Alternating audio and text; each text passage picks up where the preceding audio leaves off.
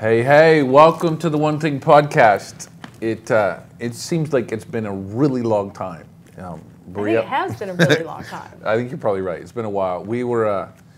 I've been doing a ton of traveling recently, and then we were just in One Thing Israel, One Thing Jerusalem, One Thing Israel, actually.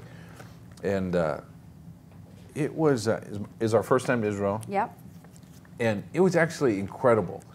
I had seeing different things in Israel. I'd never been there before, and so it was really helpful. And Ethan and I have been studying and reading since even we've come back. It's actually helped me picture, and that's the most, certain situations have more impact in the Word with me. So it was interesting. Yeah, it was good. You know, I've always heard people say you've got to get there. You got to, step in the places that Jesus stepped, and it's. Yeah, I've had a desire, but I didn't know what to expect. I didn't know if I was going to have a moment or what, but there definitely was living understanding. I think being in the environment and then reading certain passages, knowing the landscape, it was like, wow, this is real. It made the humanity of Jesus more real to me. And the fact that I was really where he was. Yeah. It was cool. No, it was very cool. I was really standing where he stood. And I don't know, I just really enjoyed that. Well, there's a lot that I enjoyed. And then we went to the Sea of Galilee. We went to the Sea of Galilee. Dead Sea, excuse me. No, we didn't go to the Sea of Galilee. Went to the Dead Sea. We went to the Dead Sea, and I'm going to have to say, Dwayne, you were awesome covered in mud. We took... There's something about the fact that you're bald. But we took mud... Dwayne, be honest, you were a Smurf. You look like a Smurf. You take this mud and you just, it's like a spa type deal, but it's like out in the middle of the desert type deal. And you cover yourself in mud and it dries on, and you wash it off, and then your skin supposedly is rejuvenated. Oh, it is. Girls, we know the truth. Mud facials, we do them all the time. So I want to share with you though. You're going to leave the story there? Well, how do you want me to end it? We floated in the Dead Sea. Literally, you cannot drown in that sea because there's so much minerals and salt. You literally float. Like you can't, like you bounce and you bounce up. I'm going to have to say it was cool to be with you for the first time in water without your little swimmies on your arm. It was nice. It was a nice sight, hon. That's just Go on. Thank you, love. Is that a good segue? That was a perfect segue. I want to share with you something that's a little bit close and tender to my heart. So we were in a prayer meeting at Sukkot Hallel, and it's a 24/7 prayer room there in Jerusalem. And incredible location. Oh my gosh, it's an amazing location. Spiritual significance as well as it's just beautiful.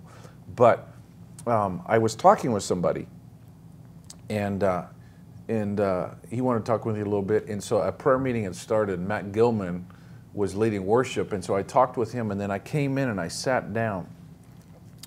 And I sat beside Jennifer, and as soon as I sat down, the presence of the Lord came in a profound way. Mm-hmm. And I was sitting there like this, and just all of a sudden I had this sense of rain just pouring in front of me. And I just said, in my mind's eye, I saw the Lion of the tribe of Judah. This lion was walking, and I knew that he was on the move. He was walking over a map. He was walking over a map, and he said to me, "I am on the move, Dwayne." And then in that moment, he said, "I am inviting you to partner with me. Would you? There's an invitation being offered to you." And I was clearly impacted. Mm-hmm. Just knowing that that the Lord had given me this invitation, and then reading, and instantly I thought of Luke, chapter 1, in verse 11. Then the angel of the Lord appeared to him standing on the right side of the altar of incense, and when Zacharias is John the Baptist's father, saw him, he fell. He was troubled, and fear fell upon him. But the angel of the Lord said to him, "Do not be afraid, Zacharias, for your prayer is heard, and your wife Elizabeth will bear you a son, and you shall call his name John." Mm-hmm. And I was clearly struck by the prayers that Zacharias and his wife had made had gone up, and they had been answered, and the answer to their prayer was John the Baptist. Mm-hmm. It's good. Was that whole reality of the invitation of what the Lord had marked John the Baptist with, for he said he will be, I'm just going to quickly run through, in my mind, there's 6 things that were highlighted about John the Baptist. For he will be great in the sight of the Lord. That man, there was something on him that his role was incredibly significant in the eyes of the Lord. Secondly, he shall drink neither wine nor strong drink. He will live a fasted, separated lifestyle. This will be the life that he will live. He will also be filled with the Holy Spirit, even from his mother's womb. I just clearly had the sense, in those of you that have been around IHOP for a while, you will know what I'm talking about because it's very familiar language. But the forerunner message, the forerunner language was so real to me that my children, I know God's hand is on them like this. The Holy Spirit is now marking young men and young women for something unusual that we have not yet seen in the history, I believe, of the globe. Because I just felt when he turned around and said, Dwayne, I am on the move. I clearly had the sense that the Lord is marking individuals right now. Verse 16, and he will turn many of the children of Israel to the Lord. The role that John the Baptist played had a significant, let me say this, had a specific message that responded and resonated in the hearts of many. And their message and calling was to say, he's coming, get your heart ready, prepare your heart. And the response was many turned to the heart of the Lord. And in that his message, he will also go before him with the spirit and the power of Elijah. That same thing that rested on Elijah will now rest on John the Baptist. It rested on John the Baptist, and I believe it's going to rest on this generation. That same spirit, and they will minister in the same power of Elijah.